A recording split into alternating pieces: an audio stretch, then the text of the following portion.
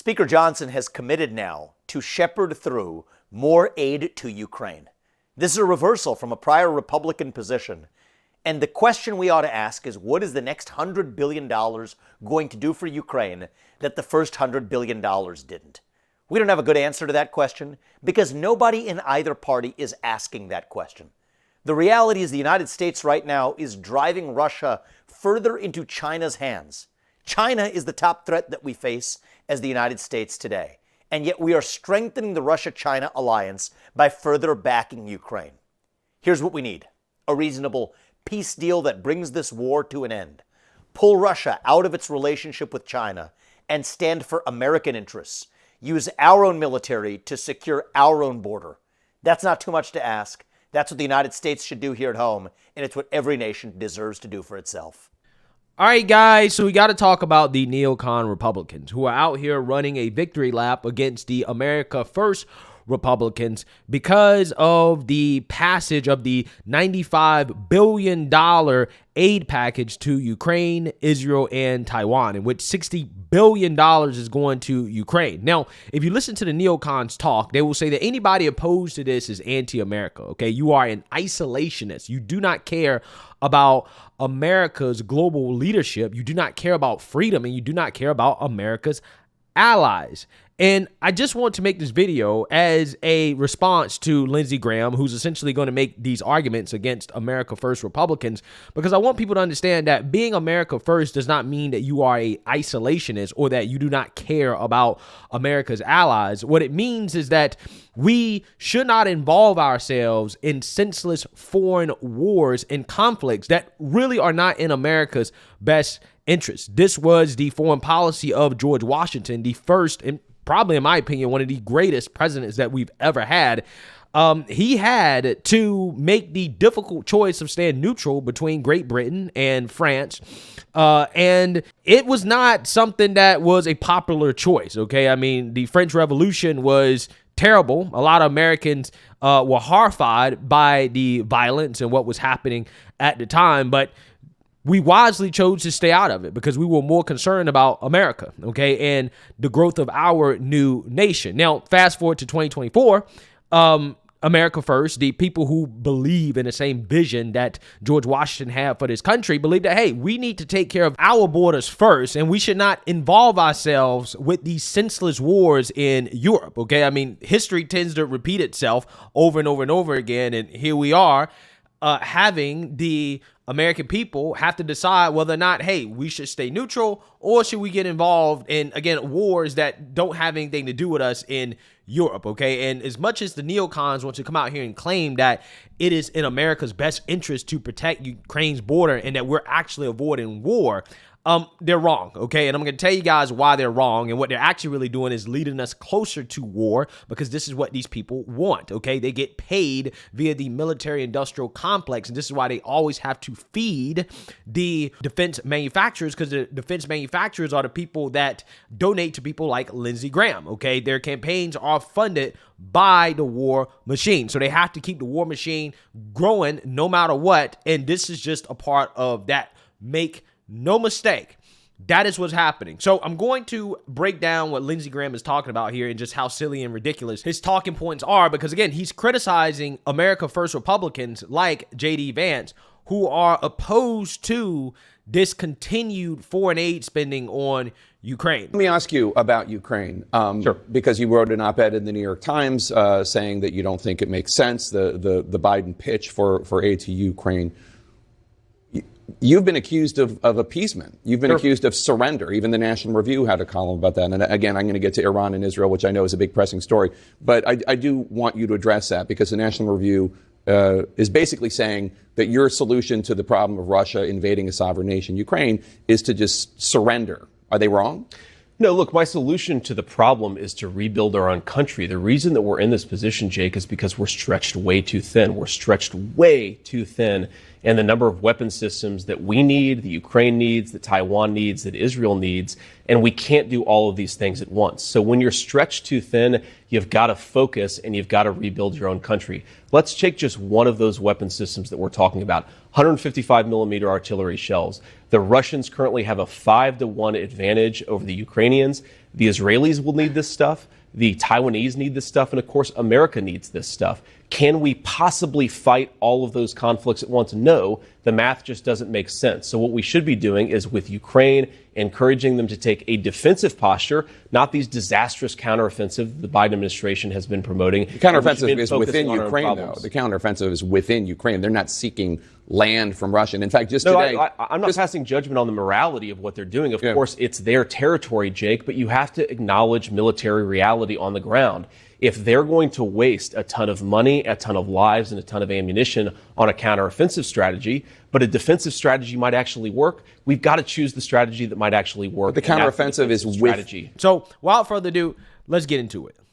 And Connecticut Democrat Senator Richard Blumenthal, thank you all for being here this morning. We know that you have traveled to Ukraine together, so let's talk about what's going on there, because now you have this package coming back to the Senate. Your fellow colleague, Republican J.D. Vance, he's got some questions about this. He says in a piece in the New York Times that the math doesn't add up. He says Ukraine needs more soldiers than it can field, even with draconian conscription policies, and it needs more materiel than the United States can provide. The sooner Americans confront this truth, the sooner we can fix this mess and broker for peace. He says, even with us ramping up our industrial production here, we're not getting a fraction of what Ukraine says it needs. So why prolong this? I think that pessimism underestimates America. You know, we're the strongest, greatest country in the history of the world. We can produce the kind of artillery shells, the long-range artillery, the ATACMs that are necessary, the air defense, Patriot systems. Iran needs many more of them to protect its cities. And we also can enforce sanctions and seize and sell Russian assets to provide more resources to Ukraine. So we're building, and this measure, strongly bipartisan, I think sends a message to the world. The foreign minister of Lithuania yesterday said, "Good to have you back, America." AKA good to have American taxpayer dollars primarily funding a war in Europe that the Europeans should be footing the bill for, right? Because if the neocon theory that Russia is going to eventually take over Europe and that's why we must defend Ukraine, if that's actually true, which I don't think is true, then it's primarily Europe's problem, which means that Europe should be the ones footing the bill. But that's not what's happening, okay? So again, these people are out here telling us that, hey, good to have America back in a leadership role, okay? Good to have America paying for a war that primarily really is a threat to us, but not necessarily a threat to America. Doesn't really involve America too much. But hey, we're glad that you're using your taxpayer dollars to protect us, right? This is what they're saying, right? This is what they're saying. Europe should be footing the bill, which is primarily what Trump has been calling for. He's saying, well, Europe should be doing more of the funding since, again, the immediate threat, according to the neocon theory, is to them, okay? But again, they'll tell us that sending American taxpayer dollars to defend Ukraine is defending democracy, even though it's questionable to say that Ukraine is a democracy at this point. But what they actually really mean by democracy is democracy TM, okay? Which primarily is the Democrat Party's interest, but also when it comes to the globalist interest of the American politicians, aka the interest of the military industrial complex in America's multinational corporations. That's actually really what they mean by democracy. It's just democracy TM, okay? Best believe it's a business, right? That's what this is all about. I think America is back on offense, and this sign that we can come together in a bipartisan way for our national security and send a message to Vladimir Putin, to Xi, to the dictators of the world, too soon to be popping your champagne corks. America is going to defend democracy. So Senator Vance, though, works through the numbers when it comes to Patriot missiles, 155 millimeter shells. He talks about all these things and says, even if we ramp up to the goals that we have for next year, we're not even going to get to like a third of what Ukraine says they need. This morning, you got the Russian Foreign Ministry saying out there it's going to be a fiasco, it's turning into Vietnam, and that we're funding something that's just going to lead to more lost lives. Well, if you want American military members to stay out of the fight with Russia, help Ukraine. If they go into a NATO nation, Russia, we're in a fight. See, this is where the trick comes in, right? Because these people are trying to convince the American people that, well, the only way for American troops to stay out of Ukraine and fighting in Europe is to fund Ukraine. However, the problem with this argument is that Russia has not shown the ability that they can actually take on all of Europe plus the United States of America, because look at what's happening in Ukraine. I've argued this before, and I know some people will disagree with me when I say this, but the one thing that has been revealed from Russia's invasion of Ukraine is that Vladimir Putin is weak, okay? That the Russian military is not as strong as we thought that they were, because they're struggling to take down a country that is significantly weaker than them when it comes to military strength and power. And Putin is not ruthless enough to go all the way in regards to taking out Ukraine efficiently. Okay, so we know that, and I know some people will disagree and say, well, you know, look at what the United States did in Afghanistan and Iraq, but people got to understand the United States military, when we went in Iraq, the initial invasion, where a lot of the heavy fighting took place, that only lasted a month, and it took us 6 days to capture Baghdad within that month. Okay, so we had basically already had done most of the fighting in Iraq in a month, and we had captured the capital within that time, right? So, I mean, we went into Iraq and we destroyed Iraq very efficiently, right, in 1 month. So again, the major problem with the invasion of Iraq was not actually taking down the country. We had done that very easily. The problem was dealing with the insurgency after Saddam Hussein was deposed. Okay, that's where we had to stay there for a long time in order to try to stabilize the country while we install our puppet government that honestly, again, could not sustain and maintain power. That was the real issue with the United States' invasion of Iraq. It wasn't the invasion itself and taking out Iraq and actually defeating Iraq. No, they were defeated very easily. It was trying to rebuild Iraq and to stabilize the country afterwards. That was the problem with the U.S. invasion of Iraq. And the same thing goes for the invasion of Afghanistan. It did not take us long to drive the Taliban out of power. We invaded in October of 2001, and by November, the Taliban had lost most of their control over the country. Again, we are very, very, very good at going into a country and destroying stuff. Again, the problem with Afghanistan was maintaining that control and installing our puppet government to continue to have control over the people there. That was the real issue, okay? Maintaining power and control is the issue, not taking out the country. But again, if you contrast that to what's happening with Ukraine and Russia, Russia is not having the same success that the United States had when it comes to the initial invasion of, the country and taking out the country very quickly and efficiently, and then trying to establish power and control.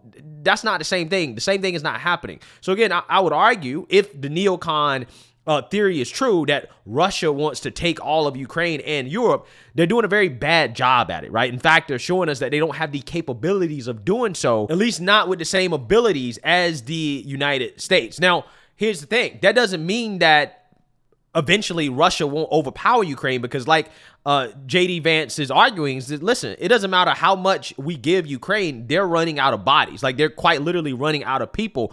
That war has become a war of attrition, and if it continues, what's going to happen is that you're going to see eventually Putin is going to claim victory at some point, right? That is the argument. And if that is the argument, then it's probably best to try to establish peace now instead of continuing to fund a war that essentially is going to have a end that is not going to be favorable to Ukraine or the United States of America. Again, if the goal is to keep Putin from taking over the whole country, then maybe, just maybe, we should lead with diplomacy now, save Ukrainian lives, and hopefully salvage whatever territory they can keep that Russia hasn't taken over.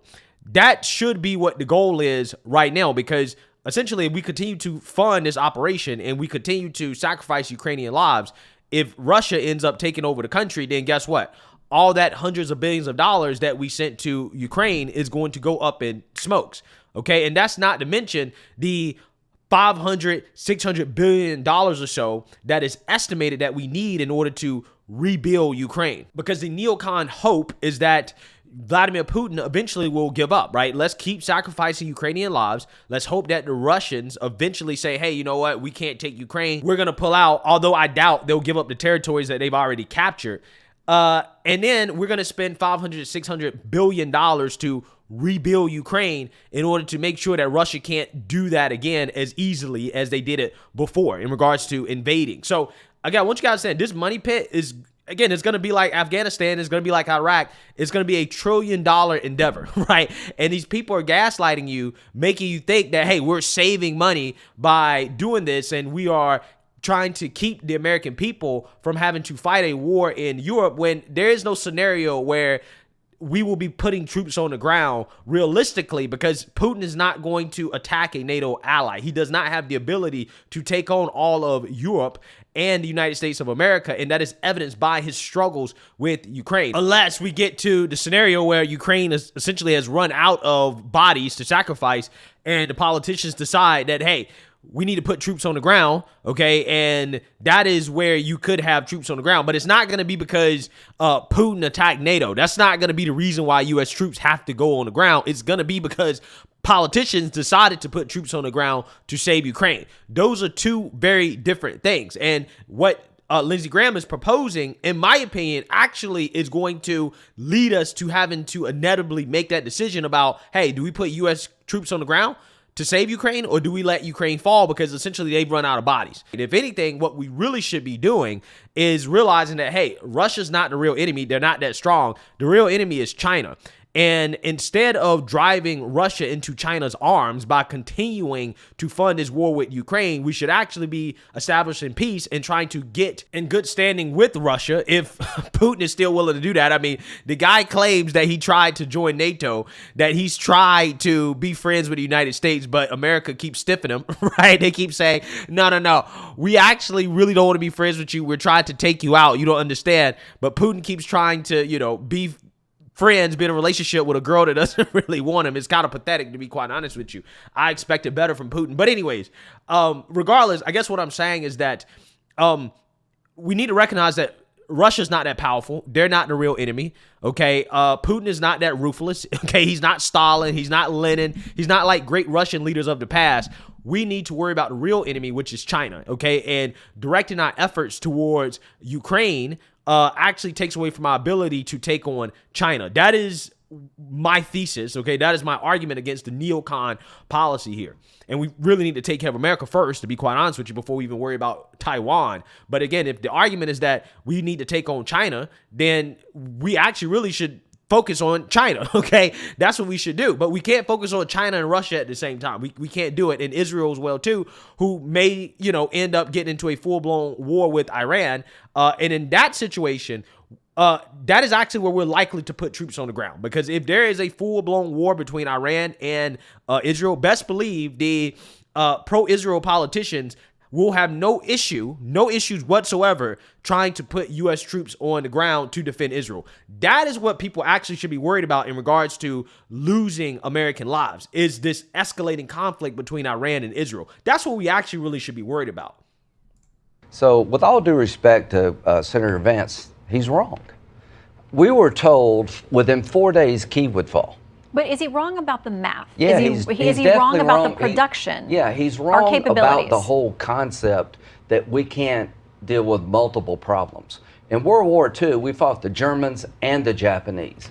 We have an industrial base that needs to be retooled. See, here's the problem with him bringing up World War II. And I hate when people bring up history, but they don't actually bring up history in the right context. In World War II, the American people were very reluctant to get involved in Europe. Now, we got dragged into World War II because Japan decided to attack the United States of America, Pearl Harbor, okay? And then after that, the Germans in Italy declared war on the United States, okay? So essentially, we got dragged into Europe because they declared war on us first, okay? And we said, all right, we're going to go into Europe with the help of the Soviet Union and help take out Hitler, which, again, was primarily done by the Soviet Union. Now, the United States, we did our thing in the Pacific, and we had to, unfortunately, drop atomic bombs on Japan in order to end the war, okay, in order to not sacrifice more American lives. It's a very unfortunate thing. However, Japan had to be castrated in order for them to surrender, because their society, again, they're a ruthless society in regards to a history of war, okay, and bloodshed. So they had no issue sacrificing themselves and fighting to the bitter end. So we had to destroy them with overwhelming force. We had to show them that, hey, you're not going to take out many of our guys. We could just flat out crush your whole country if you want to continue this war with our atomic weapons. And because of that, that actually led to Japan surrendering. But the dynamics of World War II were much different than what's going on now. First and foremost, back then, we actually fought for something besides America's corporate multinational interest in the military-industrial complex. We actually were fighting for real freedom, and we actually fought because people, attacked us first. It was actually a threat to America. They actually presented real threats to America before we decided to attack. But again, the comparison between World War II and what's going on right now is just very silly, because Lindsey Graham is trying to make the point that, well, we can fight two wars at the same time, when back then we had the help of the Soviet Union, which was another major superpower, probably the most powerful superpower outside the United States back then. So we had their help in Europe while they did most of the legwork taking out Hitler, and then we did most of the legwork in the Pacific when it comes to taking out Japan. Okay, so again, I think that the dynamics are different here in the sense that we were attacked, right? We were drawn into World War II. We didn't want to get involved. We tried our best to stay out of it, but unfortunately, we had to get involved because we were attacked. Now, fast forward to today, I know the politicians believe that Ukraine, Israel, and Taiwan are America, but they're not, right? We have not been attacked, okay? Ukraine was attacked, Israel was attacked, and, China's probably going to invade Taiwan at some point, but none of those places are America, right? They are not America. So again, these circumstances are radically different, okay? And back then, we were trying to stay neutral and trying to prevent ourselves from being involved in a broader global conflict. However, today, we're actually trying to get involved, okay? We're trying to push ourselves into these conflicts that really don't involve us. And that presents the real threat of global war, because again, if you're trying to essentially say that, look, we're going to make Ukraine fight until they don't have anybody left, at that point, you got to make a real decision about how much do you want to defend Ukraine? Do you want to put American troops on the ground because they don't have any troops left to fight? That is the decision that will have to be made if we continue down the neocon route of just funding this war until the inevitable happens. Again, I don't want us to be in that position, right? I would much rather, while Ukraine still has people, to essentially come to a peace agreement and try to salvage whatever is left of Ukraine and go from there. That probably is the best strategy. But again, that's not what these people want to do, okay? But these are the people that claim that everybody else outside of them, they don't know what they're talking about, right? These are the same people that botched Vietnam, they botched Iraq, and they botched Afghanistan. But again, they're supposed to be the experts that we're supposed to listen to. Again, if it was up to these people, we'd still be in Afghanistan. Okay, we would have never pulled out of Afghanistan. Okay, we'd still be heavily in Iraq. Who knows? If it was up to these people, we go back into Vietnam. I'm not sure. I'm just saying these people want endless war. Okay, they probably want to go into Ukraine, right? If there was actually the support from the American people to put troops on the ground in Ukraine, these people would do it. 100% they do it. But the Ukrainian military, with our help, has killed about 50% of the combat power of the Russians. This is the year of more. They're going to have more weapons, but we also want them to have new weapons, ATACMS, to knock the bridge down between Crimea and Russia. They're going to have F-16s. So this idea, give up on Ukraine makes the world safer. If you pull the plug on Ukraine because you don't have enough capability, there goes Taiwan. The Ukrainians are fighting like tigers. This aid package has a loan component to it. This would not have passed without Donald Trump. I want to thank the House Speaker and Hakeem Jeffries working together in a bipartisan fashion to give weapons to Ukraine to fight a fight that matters to us. And President Trump has created a loan component to this package that gives us leverage down the road. Okay, so first and foremost, Again, this guy's trying to drag Trump in it because he wants to use that to justify his position. What happened to the Lindsey Graham that was talking about, hey, I don't want to send out any aid to foreign countries unless we do something about the border first, unless the border is secure? That's what this guy was saying just a few months ago. And now all of a sudden, once the aid package passes in the House, he's all on board with it. And this man ain't talking about the border. He don't give a damn about the border. Again, it's amazing how that works. But again, this guy is talking about how, oh, well, if we don't defend Ukraine, then there goes Taiwan. I would actually make the opposite argument, because I would say that continuing to spread ourselves thin, getting involved in all these conflicts, actually makes it more likely that China may invade Taiwan, right? Because they understand that, okay, America has spread itself thin. We should go ahead and invade Taiwan while America's not focused on us, right? That actually really is, I think, a more reasonable and logical argument. But the whole loan thing, when it comes to giving money to Ukraine to try to justify giving the money away, is silly, because they're never going to pay it back, right? Who in their right mind thinks that Ukraine is going to pay back billions of dollars of loans that we give to them? No, they're not going to pay it back, right? So essentially, we're just giving them the money.